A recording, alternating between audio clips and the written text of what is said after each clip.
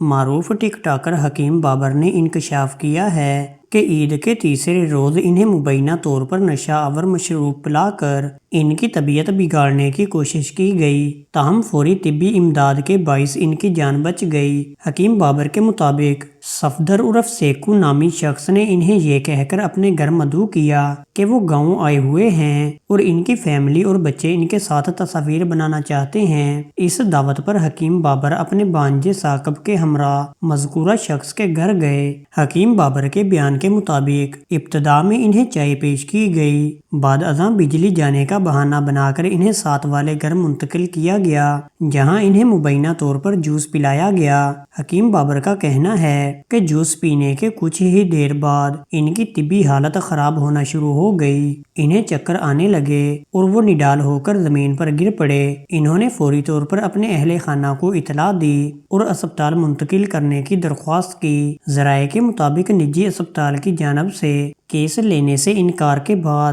انہیں تحصیل head quarter اسپتال منتقل کیا گیا جہاں ڈاکٹروں نے فوری طور پر معدے کی صفائی کر کے ان کی جان بچائی۔ حکیم بابر نے بتایا کہ ان کی اہلیہ امبر بھی موقع پر موجود تھیں، تاہم انہوں نے احتیاطاً مشروب نہیں پیا اور جلد واپس جانے کا فیصلہ کیا جس کی وجہ سے وہ محفوظ رہیں۔ ان کے بھانجے ثاقب نے بھی مشروب استعمال کیا مگر وہ محفوظ رہے جبکہ حکیم بابر کی حالت بگڑ گئی۔ حکیم بابر نے علاج کے دوران فراہم کی جانے والی فوری طبی سہولیات پر وزیر اعلیٰ پنجاب مریم نواز اور اسپتال انتظامیہ کا شکریہ ادا کیا۔